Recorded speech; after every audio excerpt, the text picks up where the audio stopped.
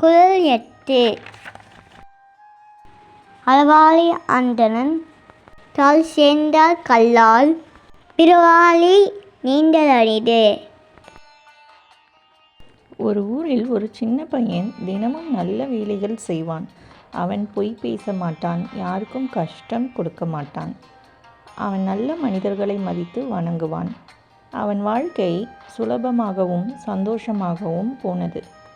ஆனால் மற்ற சிலர் நல்லதை செய்யாமல் யாரையும் மதிக்காமல் இருந்தாங்க. அவர்களுக்கு வாழ்க்கை கொஞ்சம் கஷ்டமாக தான் இருந்தது. நீதி: நல்ல மனிதர்களை பின்பற்றினால் வாழ்க்கை கடலை கடக்க எளிதாகும். நல்லது செய்யணும், நல்ல வழியில் நடக்கணும், அன்பு காட்டணும். அப்போதான் வாழ்க்கை கடலை கடக்க முடியும். நன்றி.